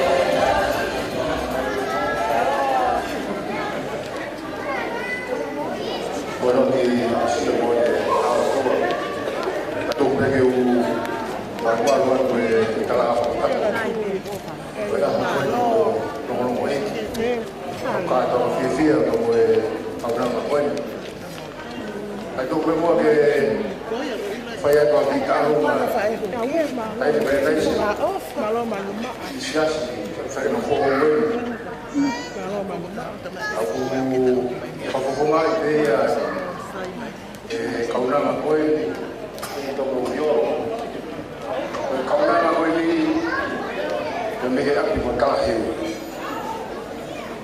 Taranoa Hano, like Fare Del Valo. Ngahi Himoa ina komu toka mea I mutolu. Kauai ko tala heu tukua ngai ki kauranga koini. Paneo ko mau whakapae he Portusias koini. Koe kei ro pena mo mafuatu lo tu ke tau mai o fihia I. Kau tau whawhetai pe ke o tua. Tofai ala he mātua ke tau o mai o whawhawhonga e koe ni tau mai talau tua. Kamore kone lahi atu whaspakola tau mātua tei whawhikau kure. Ka pehe ke kau tau lai na kua kutu tambrea e kisiasi koe ni kumbosu toka mea e motoru. Ange nia koe talaloto koe polo tuaho. Ika ike urea ke ea ngoploto ko toka afio. Te ko ilo I he kau ngā piri ki mi. Ai tō no. Kai tuku peke o tō mafumafu ke ne katau e langi, o tau aho. Sei tō mufi horo, o ki uhi si sika ia e o tua koe, na me hea ko tala he o, na me haano si whalai ke ro. E mai peki haano. Tau to e ma peki haano si. Tiche, e po hange po, leo ma po mofna haano, ke kua whaano tō, kau hape o ke no fue yo una pegada. Okay. Estaba como fácil y ya fue falta y no me malo. Opa.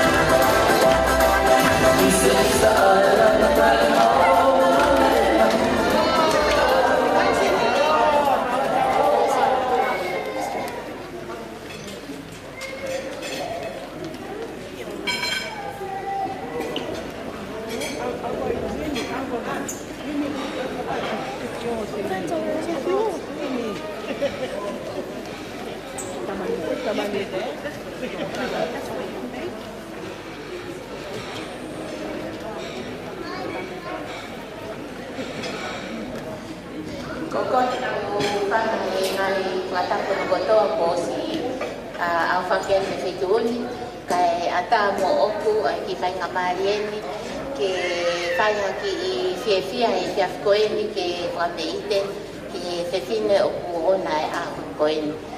Ko i heni moi whanau ke whaha ki whakawhiawhia i kai ha mea e mao taine Berenice ko Caroline Bebu heni ke kai ha kaunga whiawhia ke whakawhiawhia e hoa hau he ahu koeni. Ko lea te kia te koe Caroline ke tuu ke kataki o ha ki whiwhine birthday kia pere ke ne tō o pai pe hoko te tau whiawhia mālo.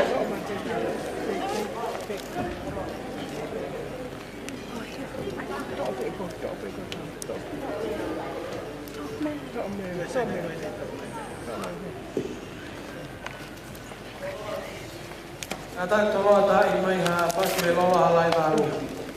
Malo.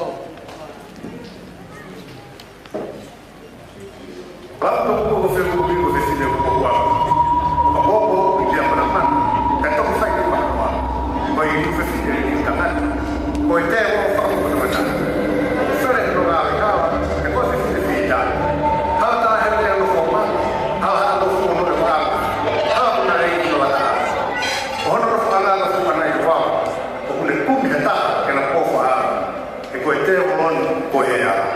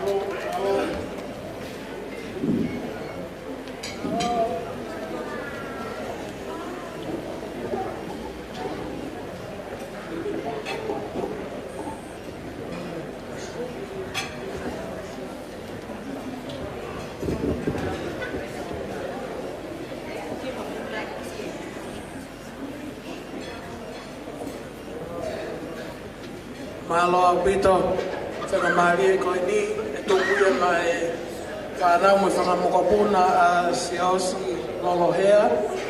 O kui heni e whanau mo whakamokapuna a Talia Mam. Ke whai whakawhiawhia koe hui koe au sia a taulahi o whanonga. O kui kai ngalo e topu masiwa Mam. O kui heni pia sa pate pāme, nea o ku kai ke lava mai a la tūtama. E pōpuri atu mo Penelope nai poto helea. Ko mene hoko, ko te pāsi mai pe mai ka ke ulea. Ko iai mang, your little sister sa pate pāme is here today, ke whai a whakawhiawhia ma au, malo au pito.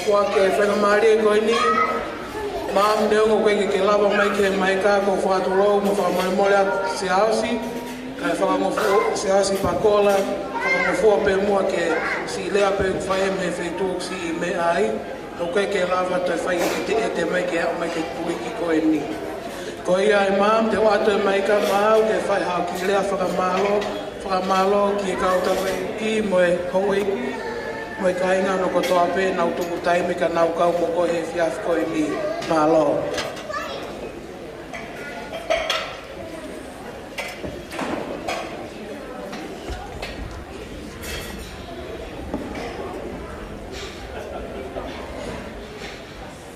Ko kore ke ukana katapu ko toa pe ko kamata ki whakaanga koe ni kai ko manaki te upe kau re ia ka kuhange ko lau ko e tāpua ki ho whainga mai e fiaf koe ko tuku mai ke uwhai haki lea whakawhetai mo whakamalo ko hui koe aho koe ni e kai whae rea ko whakawhetai ki e lea whakataka mo e sāmena e lau e kautaura e ki whakawhetai ki e sikaura mai purea ka kotoa whae hana whakamalo ke nahi whaahinga e koe ne ofa koe te tau tolua o whakau maua. Ka koe mo onia si hawauta e ata. Hallelujah. So si tai la ni dokla Maria ke tai la ke ofala tai la uia e wa ko la ve ya ko ta me ha ka la fona ngana sai mo fua tai he kutu ta o ka u he a ha ko ni ko i lo lo to pe o fai la hi au de e ne o mo se pare pina no uia e ta au e no fatai mi ka ka tu ko e ba ka fai ha ka ka u he ko i lo pe ku mo ia nga ko ho eki ko yo ko fa feta eki e ko au sia mo ui a ko e fa malo atu foki no lota hounga ia mo oni tama se isi aspakola mea mai a ko e ni eki fa fina fa ya tu fa mo le ya mo fa na u ke la ma khatonia masiva ha ma ni ma ke fa ka to ma fa to pe he tangata eki fa fa ka pule ka ma si ka fa fa ka he lotu pa mo e hufia na mo fai ne tai mo fa ngata ko a honi tau tu ko ta pe fra feta e off fra ma lo te lotu tangata eki fa fa ka ai ke ha be ai ma ko fra ma lo pe mo fra feta e off la ko fai he eki pe la be ai mo ki lotu fa le masiva mahalo pe na ke ya hame ai o ton ke to sakalele I mahalo pe pa mo hanga we ke to fai ke to sayang pa ko ko le pe ke ki to om hai bi la ba le ngo ke te la ba ku ba yo tu ka om pe hai bi ko ku ni ma ki fai ko ko to ya ki fo ki aki ka vengo si o me o to ke fai afala ya tu ka ta la ek o fala ya ses pakola o fa tu si ai fu fonga ko to pe ku mo me ama ya ko ni ke tau ka fu ta fa ka fetai tu ku pe mo ki fa ma lo tu ko ni ke awa tu ke te mo do pela pa ku ya ha mo ha lo fia o fo ki mo do mo e ki me ko lo ma inga e fia ko ni tu ku pe o ya mo ku pasiva ke fo ki mo ki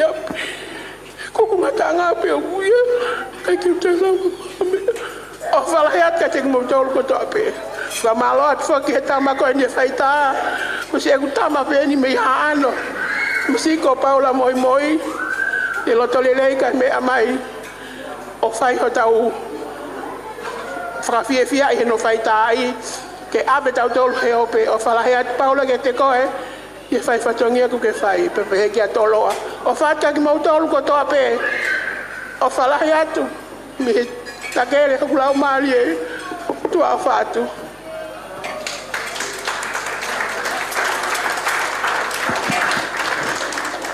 malo au pito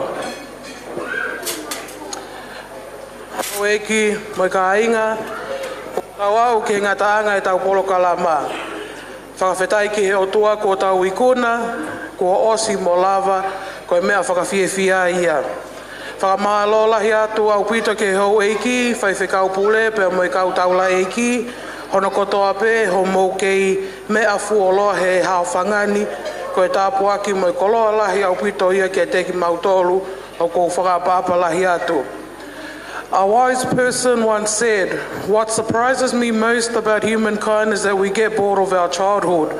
We rush to grow up, like me and Suliati Malia did, and then we long to be children again. We lose our health to make money, and then we lose our money to restore our health. That by thinking anxiously about the future, we forget the present, such that we live in neither the present nor the future. That we live as if we were never going to die, and we die as though we've never lived.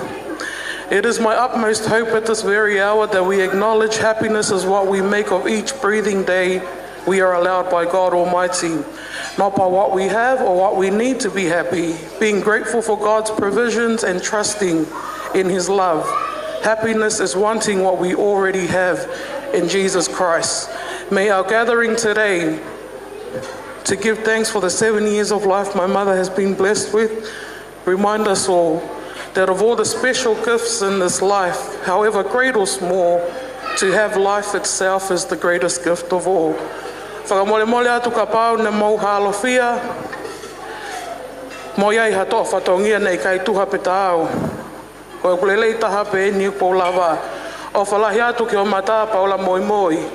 Ma alo e tali e pu i atua, pu i tala hui atua katakakala ki a te koe. Thank you for always making time for us, Genevieve. And thank you, Paula, for loving Mum. O whalahi atu ki he mata uktunga ane ko toloa whili moi hala. Ma alo e tali ai pu i tala hui atua Luke Taylor. He kulahi pe hokui. Ka ku o whamaloa toke mana tuki whai toka. Mum, o whapena ke mau haho fie fia, pa o kui kai lau hakafo, kai lau e lava o ikuna e whakaamu e ahon. Pea ke lang ia a eiki he tau mea kotoa pe o whai. O ko ange whainga maari e koe ni, whakamore more eiki pe mua tangata eiki whai whekau. Pule ka ke whakakato e tau whatongia ke hoani. Malo au pita.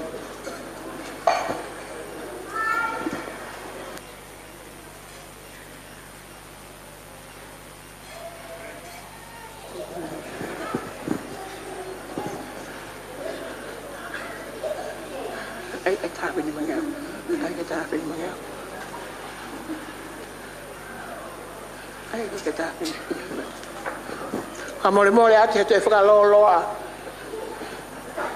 Whakamole mole tangata iki pule.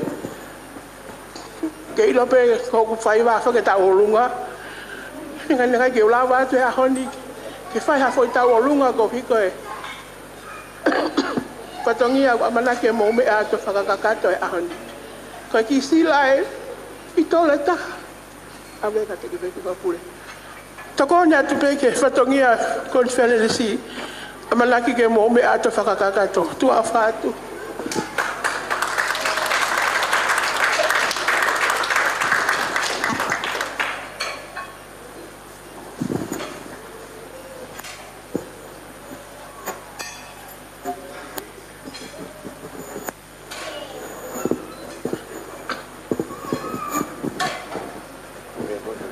Malo ko tau a umai ke tomu e tau ngau e mama whai ahoni pe ko whatuloa te petaine pere naise.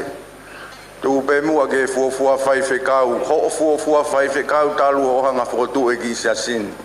Anga te amma ko waf mano. Tu pe ki ho whai whekau na ke fuafua na si i mea ato kamata ho siasi. Whai whekau pure o whio yang whalau maari e whai whekau whetutu pou.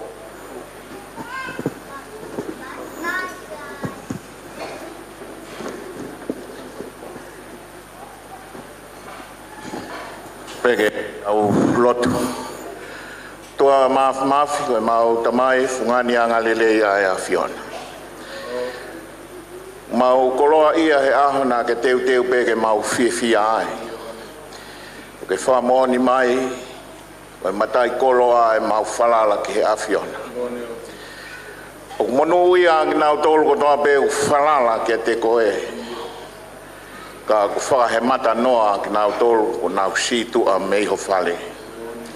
Tua mawhi uta i maari e koloa o e aho, ko e lawe mai a e uho ho o whaha. Mau whia ke hapai atu, aho kaunanga koeni. Nai moni pe lea nai whai e whewhine. Whamiri pe nia nai uhinga ai e siasi.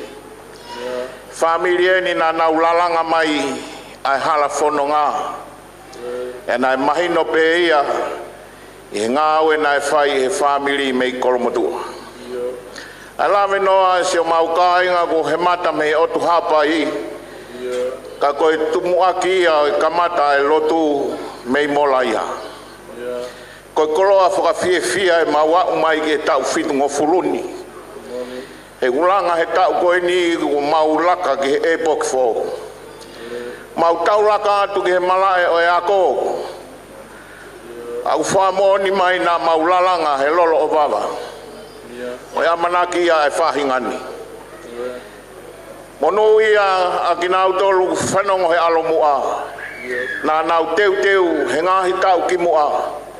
Ka nai puri ai lolo tonga ke mau kauala hono hapai. Maloho ofa. Maloho tauhi o kaunanga. Nai kai ko hamea whaingo fua ka me sui mo whanau. E hapai e loto i whewhineni.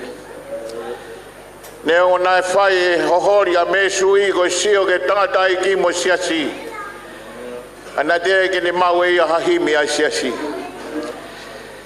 Ko lawe mai ai kaunanga ko ni nai manatu ke kamata o ene ilo ke himi. Ko whanofo e himi tuku ai siasi. Tā ko himi tuku tene awe ai e kaunanga ki e tau fitu noa. Malo e ki ho ofa. O tofa hala ke kaka mai ha hala ku fonu he whaingata. O hange pe ko e tau hohoi ai haini te ki he tawhenga. Ai tau hohoi hono lau maari he. Ke whakaola e kalofia ma ko sisu pe ko e mama. Manatua e whenga nai whai e whanau. E whakahiki hiki e whae koe ni. Ka koe haha mea nai ilo ai. Ka inga tapa ka au maa tawalu mo e ka inga mei motu.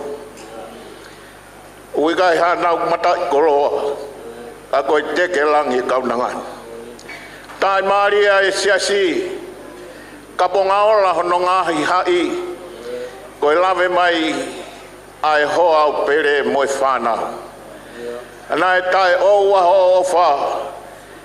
Ke kaka he tangi mo e mamahi. Kai tautou wola halelei whakalangi. E monu ia e whangamaka o siasi o siasi. Ko siasi e ni na e matea e nau whangakui. Pena e tō ai honau kakawa.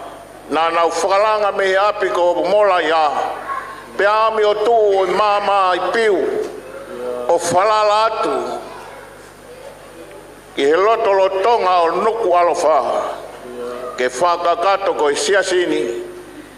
Ko i mama pe ai o tua. Tāpua ke kātoanga ko mau whei ani. Whamoni mai kui kai hamamahi pe ongo sia.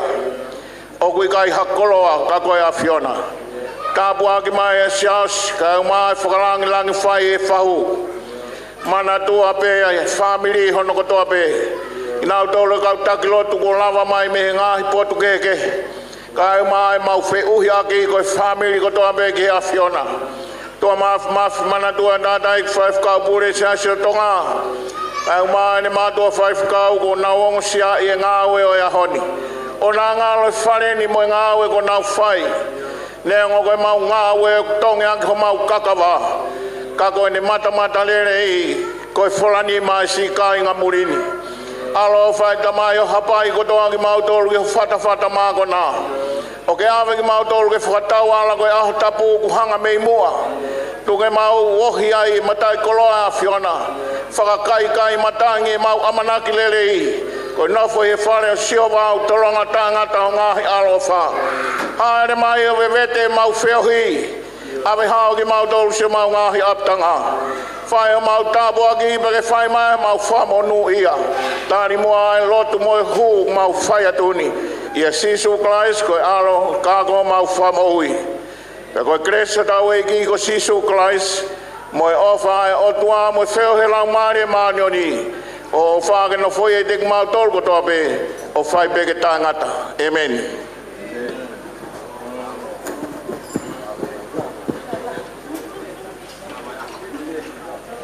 Alo. Ane. Ane. Alo. Alo kulaba. Alo tak ya Facebook.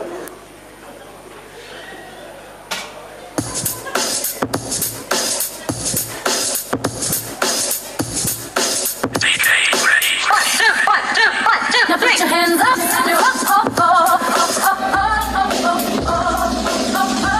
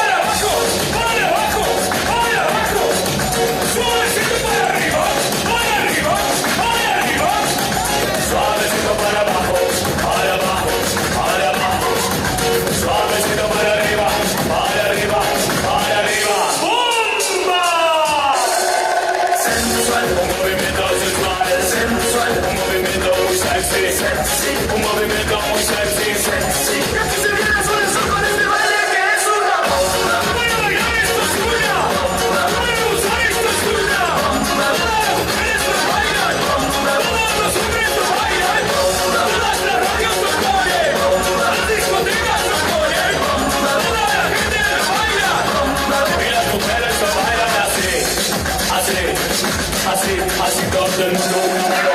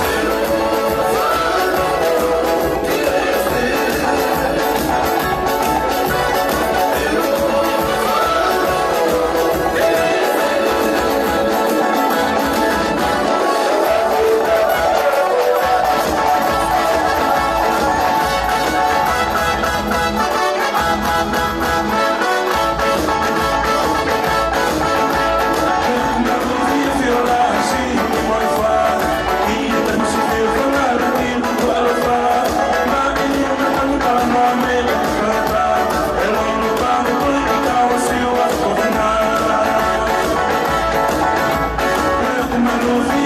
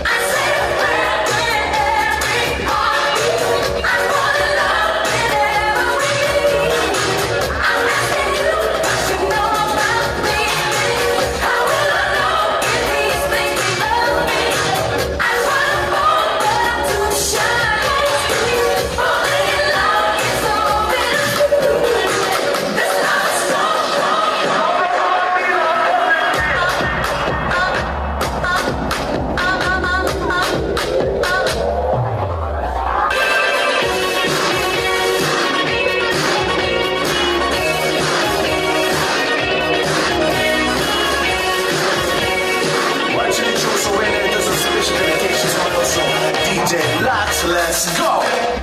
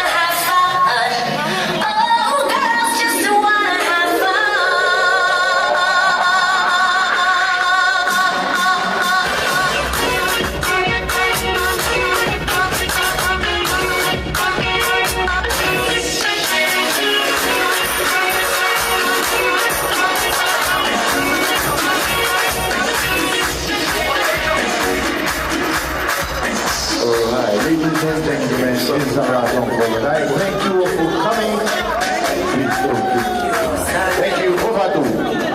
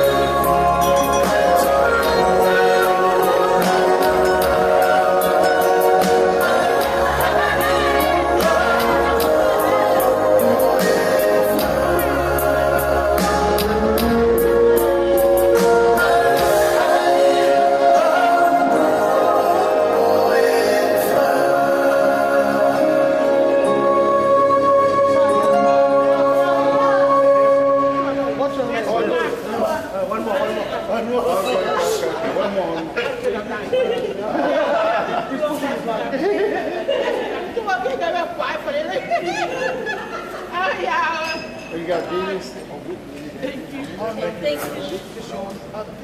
you so much.